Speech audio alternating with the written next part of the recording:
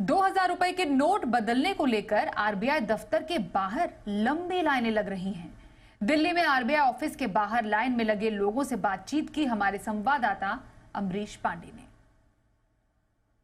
RBI के सामने है, दिल्ली आरबीआई के सामने ये जो लाइन, लंबी लाइन आप देख रहे हैं, ये लाइन किसी ऑफर की नहीं है, किसी सेल की नहीं है। ये उन लोगों की लाइन है जिनके पास अभी भी 2000 रुपए के नोट हैं। वो अपने बैंकों में इन नोटों को जमा नहीं करा पाए थे, बदल नहीं पाए थे, जिसकी डेडलाइन थी 7 अक्टूबर। और 7 अक्टूबर के बाद आरबीआई ने कहा था कि वो नोट जो अभी भी आपके पास हैं वो बदलने के लिए आपको जाना पड़ेगा आरबीआई। तो अब ये लोग आरबीआई आए हुए हैं और आरबीआई के सामने ये लंबी लाइन लगी है।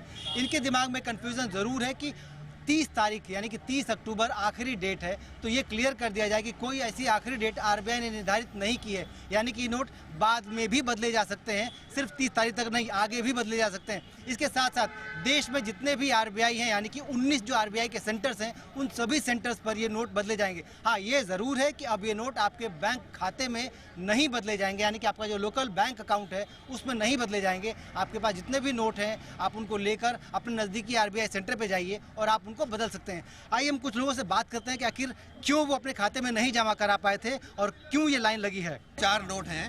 हमारी पत्नी विदेश गई हुई थी, 17 तारीख को गई थी, 17 मई को गई थी, 19 मई को बंद हुए हैं। तो आते ही हमने नोट बदलवाने की है। मेरी समझ में नहीं आ रहा, इतने लोगों की लाइन लगी हुई है जो 17 साल से ऊपर है, सीनियर सिटीजन है, उनका कुछ तो ख्याल करें। कहते हैं उनको ध्यान नहीं, 4-4 घंटे हो गए लोगों को खड़े हुए। कहते हैं मौसम गर्म है, लोगों की परेशानी अपनी जगह पे है। इनका कहना है कि आरबीआई के पास अगर व्यवस्था है तो कम से कम सीनियर सिटीजन्स के लिए एक अलग लाइन होनी चाहिए। लेकिन अभी भी अपने दर्शकों को वापस बता दिया जाए कि आरबीआई ने नोट बदलने की कोई अंतिम तारीख नहीं रखी है। ये शर्त ज़रूर है कि आपके पास अगर 2000 रुपए के नोट हैं तो आप उनको अपने नज़दीकी आरबीआई के सेंटर में बदल सकते हैं। कैमरामैन आनंद के साथ अमरीश पांडे, जी मीडिया।